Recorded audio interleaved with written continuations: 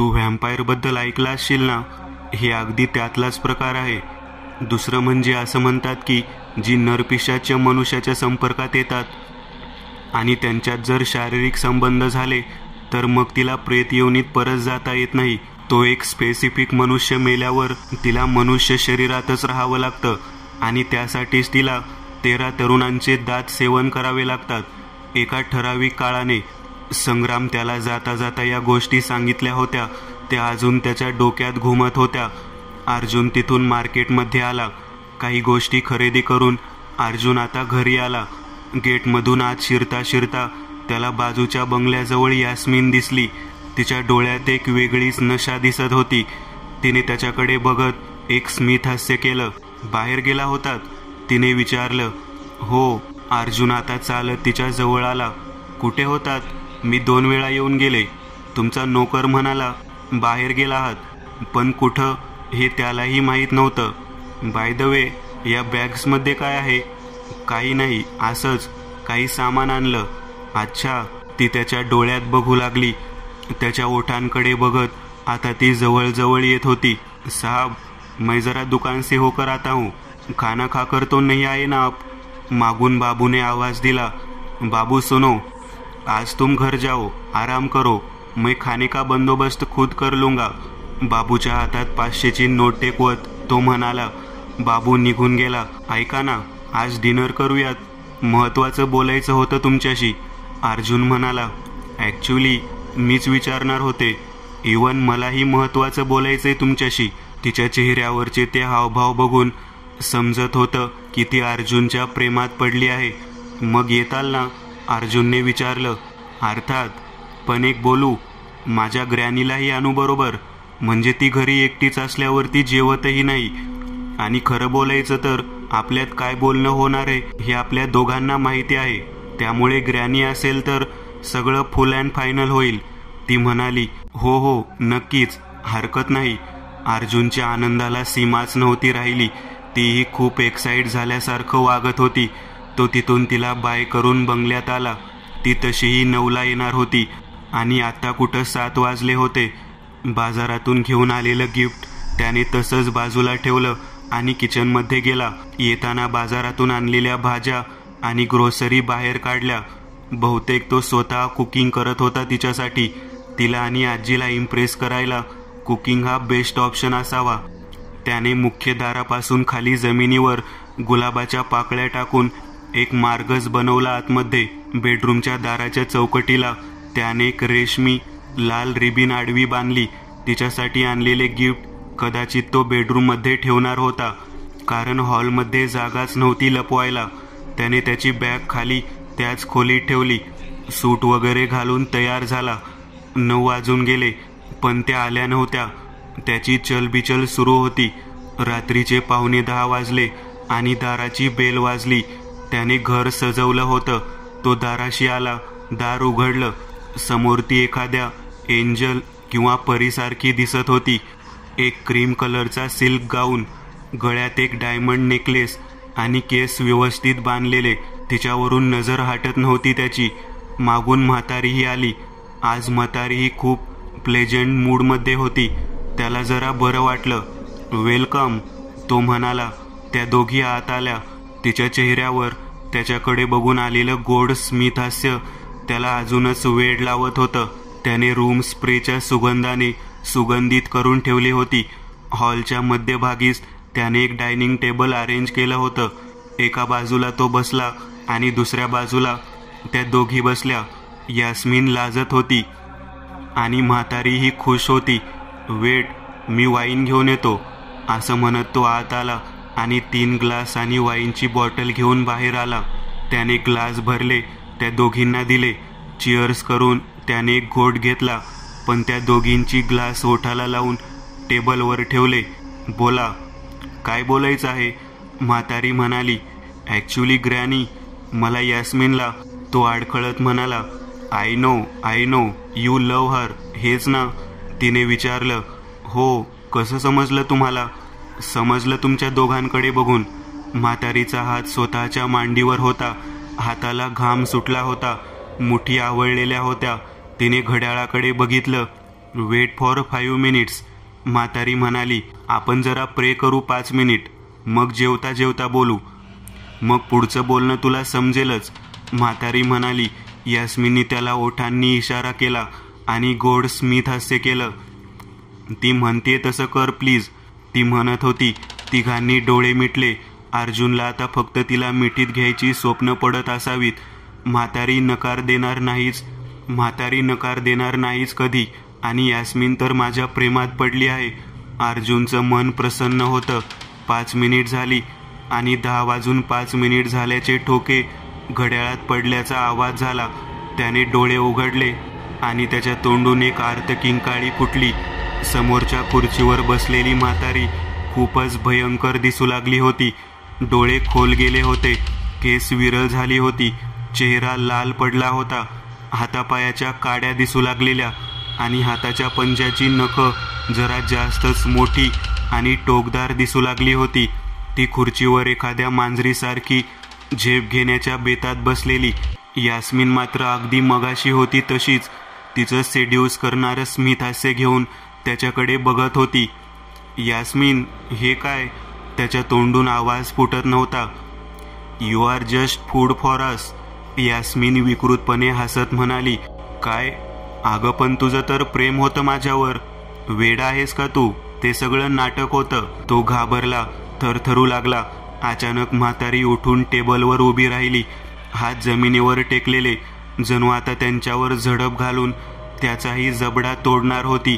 पुढच्याच क्षणी तिने त्यांच्यावर झडप घातली. तो दचकून किंचाळला. त्याने आजूबाजूला बघितलं. समोर म्हातारी आणि यास्मिन नॉर्मल बसलेल्या, डोळे उघडून त्या आवाजाने दचकल्या होत्या. काय झालं? केवढ्यांदा ओरडलात? यास्मिनने काळजीत विचारलं. सॉरी, पण मी आता खूप विचित्र भास झाला मला. अर्जुन म्हणाला. भास? कसला भास? म्हातारीने विचारलं. थांब 1 मिनिट, मला माहिती आहे तू काय बघितलंस ते, असं म्हणत म्हातारी आता विकृतपणे हसू लागली. तिचे गोबरे गाल आता आतल्या बाजूला सरकले आणि चेहरा एखाद्या हाडळीसारखा दिसू लागला. अर्जुनच्या पायाखालची जमीनच सरकली. म्हणजे हे सगळं खरंच होते तर? मम्मी आता राहवत नाहीये. म्हातारी यास्मिनकडे बघत तिला मम्मी का म्हणत होती. वेट बेटा, अजून 2 मिनिट थांब. 10 वाजून 5 मिनिटांनी मी तुला अडवणार नाही. यास्मिनचा आवाज बोलता बोलता अचानक एकदम घोगरा होऊ लागला. केसांच्या काळ्या जटा आता तिच्या डोक्यातून बाहेर येऊ लागल्या. चेहऱ्यावर काळ्या चिरा पडू लागल्या. डोळ्यातल्या बाहुल्या बघता बघता नाहीशा झाल्या. डोळे पांढरे पडले. जीभ तोंडातून बाहेर आली. मोत्यासारखे दात अचानक आता सुईसारखे तीक्ष्ण दिसू लागले. तिचं ते रूप बघून अर्जुनला घाम फुटला. तो त्याच तिथं बेशुद्ध पडला.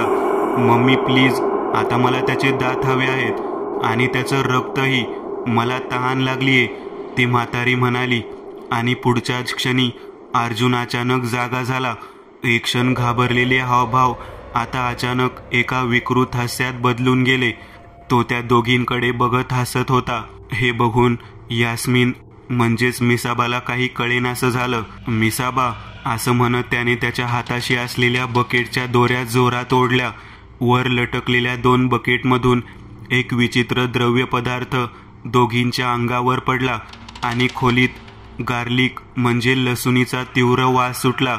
ते द्रव्य अंगावर पडताच दोघीही अंगावर ॲसिड पडल्यासारख्या किंचाळू लागल्या. म्हातारीच्या अंगातून तर वाफा निघू लागल्या. म्हणजे तुला माहिती होतं? मिसाबा उर्फ यास्मिन किंचाळत म्हणाली.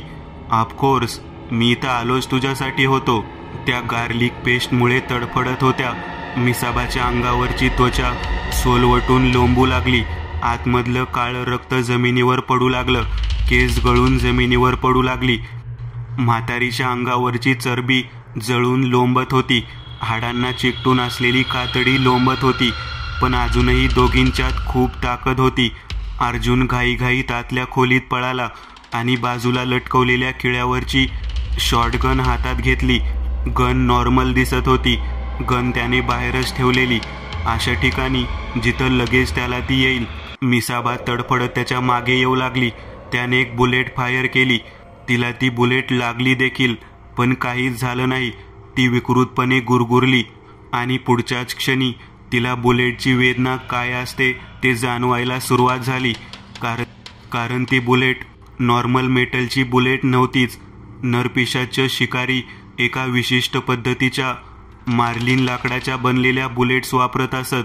त्या लाकडाच्या बुलेटचा आघात नरपिशाच्याच्या शरीरावर झाल्यावर त्यातील लाकडाचे गंधकयुक्त कण त्या नरपिशाच्याच्या शरीरात घुसतात आणि नरपिशाच्याचा गंधकचा स्पर्शही वर्ज्य असतो. या सगळ्या गोष्टींची त्याला इतकी माहिती होती कशी पण? मिसाबा आक्रोश करू लागली. आता ती म्हातारी गार्लिक पेस्टच्या जळजळीत स्पर्शाने सावरली होती. ती वेगाने किंचाळत त्या खोलीच्या दारातून वेगात अर्जुनच्या नरडीचा घोट घ्यायला म्हणून सरसावली आणि खोलीत शिरत ती स्तब्ध होऊन एकाच जागी सुन्न होऊन उभी राहिली. तिने स्वतःच्या मानेवर हात लावला आणि काळ्या घट्ट रक्ताचा थंड स्पर्श तिला जाणवला आणि पुढच्याच क्षणी तिचं मुंडकं धडावरून जमिनीवर पडलं. तिचं धड तडफडत तसंच अंगाची लाही झाल्यासारखं इकडून तिकडं फिरत भिंतीवर जाऊन आदळून खाली पडलं. दाराच्या अगदी 5 फूट अंतरावर एक बारीक धारदार पोलादी तार दाराच्या चौकटीला त्याने आडवी घट्ट बांधली होती. त्या रेशमी रिबीनने ती झाकोळली गेली होती. म्हातारीला ती मामूली रिबीन आहे असं वाटलं आणि ती वेगात तिथून धावून गेली होती.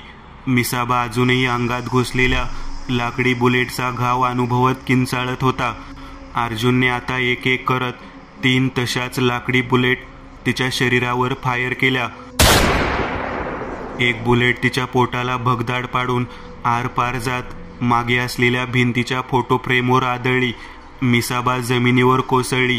तिच्या डोळ्यातून गालांमधल्या चिरांमधून काळं घट्ट रक्त बाहेर वाहू लागलं. कित्येक तरुणांचा बळी घेणारी नरपिशाचेनी आता शेवटच्या घटका मोजत होती. पण अर्जुन जो सगळ्यात कमजोर टार्गेट असल्याचं तिला वाटत होतं, तो इतका शातीर कसा काय यावर तिला विश्वास बसत नव्हता. तो उठून आता म्हातारीच्या मुंडक्याजवळ आला आणि त्याने ते मुंडकं हातात घेतलं. त्या मुंडक्याचा जबडा उघडून आतमध्ये पक्कड खुपसून त्याने तिच्या दोन्ही दाढा उपसून बाहेर काढल्या. ब्लेडसारख्या धारदार आणि ड्रिल मशीनसारख्या तीक्ष्ण त्या दाढांवर एक विचित्र असं कोरीव नक्षीकाम केलेलं दिसत होतं. त्या दाढा त्याने खिशात टाकल्या. तो ती तार ओलांडून बाहेर आला. मिसाबा हे सगळं फक्त बघत रडत होती. ती काहीही करू शकत नव्हती. तो तिच्या बाजूला काही अंतरावर एक खुर्ची ओढून घेत बसला. धक्का बसला तुला? तो कुत्सितपणे हसत तिला विचारत होता. कोण आहेस तू? तिने विचारलं. हंटर, शिकारी, काहीही म्हण. तुझ्यासाठी आलो होतो इथं. काम आहे माझं. नरपिशाच जे निष्पाप लोकांची शिकार करतात, मी त्यांची शिकार करतो. माहितीये जगात आता सगळ्यात जास्त किंमत कशाची आहे? वॅम्पायर टीथ, तुमच्या दातांची. तुमची शिकार करून तुमचे दात विकतो. असंच एक दिवस इंटरनेटवर 1959च्या काळात घडलेल्या घटना समजल्या. मग एक एक करत आधी ब्रह्मदेशमध्ये जाऊन रिसर्च केला. तिथं वॅम्पायरला मिसाबा म्हणतात हे समजलं आणि मग समजलं की तू 63 वर्षांनी परत येतेस. 13 तरुणांचे बळी घेऊन त्यांचे दात काढून घेतेस. ते दात सेवन करतेस. तेच तुमच्या तारुण्याचं आणि ताकदीचं रहस्य असतं. पूर्ण माहिती मिळेपर्यंत इथं तुझं बळी घेणं सुरू झालेलं. नरपिशाच्या आणि गार्लिक यांचं वाकडं असतं. मार्लिन लाकडाच्या बुलेटचा वापर तर 300 वर्षापासून जगभर नरपिशाच्यांना मारण्यासाठी केला जात आहे. त्यामुळेच गार्लिकचा वास येऊ नये म्हणून सगळीकडे गुलाबाच्या पाकळ्या पसरवल्या. रूममध्ये रूम फ्रेशनर मारून ठेवलं. 1 महिन्यापूर्वी शहरात आलो आणि इथं नुकत्याच राहायला आलेल्या लोकांची यादी काढली कचेरीतल्या रेंट ॲग्रीमेंटच्या रजिस्ट्रेशन लिस्टवरून. मग समजलं की 3 महिन्यांपूर्वी इथं तू आणि ही राहायला आलात. तुझ्यावर दुरून नजर ठेवून होतो. तुला बघता क्षणीच समजलं होतं की तुझा मिसाबाशी काहीतरी संबंध आहे.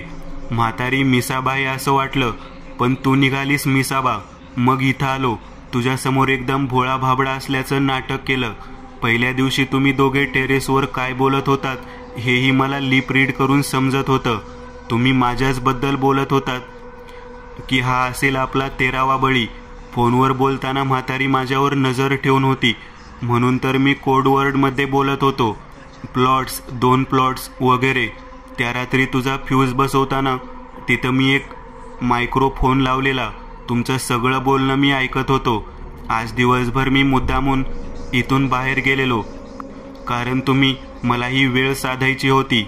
पण योगायोग बघ, मला एक माणूस भेटला आणि त्याने तू इथं कधी आलीस आणि कशी आलीस हा सगळा इतिहास मला सांगितला. मला माहिती होतं की तूच मला अप्रोच करशील आणि मग तुला माहितीच आहे पुढं काय झालं ते. पण ही म्हातारी तुला मम्मी म्हणते हे नाही समजलं. अर्जुनने विचारलं. ही मुलगी आहे माझी. माझा नवरा तो डॉक्टर. त्याच्या मृत्यूच्या रात्री जन्म दिलेला हिला. 1959 मध्ये. तिला तेव्हा काही कळत नव्हतं. आपण नॉर्मल माणसं आहोत हेच ती समजायची. मी 13वा बळी घेतला आणि पुढचे 3 तास स्वतःला नदीच्या तळाशी खोलवर पाण्यात बंदिस्त करून घेतलं. मानवी दाताचं सेवन केल्यावर तयार होणारी तीव्र ऊर्जा शरीरात भिनवण्यासाठी हे करावं लागतं आम्हाला. त्याचवेळी तिला पोलीस घेऊन गेले. अनाथ आश्रमातून तिला एक कुटुंब ॲडॉप्ट करून घेऊन गेलं. नरपिशाचिनीला जर वयाच्या 16व्या वर्षापर्यंत मानवी दात नाही मिळाले तर तिचं वय वेगाने दिसू लागतं. तिचंही तेच झालं. ती वयस्कर दिसू लागली. मग मी तिला भेटले आणि ती कोण आहे हे तिला आठवण करून दिलं. तिला किमान 3 पुरुषांचे दात सेवन करून पुन्हा तरुण केलं असतं, पण तू तिचा जीवच घेतलास. मिसाबा तोंडातून रक्त ओकत खोकू लागली. अर्जुन उभा राहिला आणि तिच्या दोन्ही भोयांच्या मधोमध त्याने मार्लिनची ती बुलेट पॉइंट ब्लँक वर फायर केली. तिच्या डोक्याच्या चिंधड्या उडाल्या. जबड्यातून तिच्या किमती दाढा बाहेर पडल्या. त्याने त्या खिशात टाकल्या. लँडलाईन जवळ येत त्याने एक नंबर डायल केला. दोन्ही प्लॉट्स क्लिअर. डील क्रॅक झाली आहे. फोन ठेवला. दोघीची प्रेत त्याने बंगल्याच्या मागेच जाळून टाकली.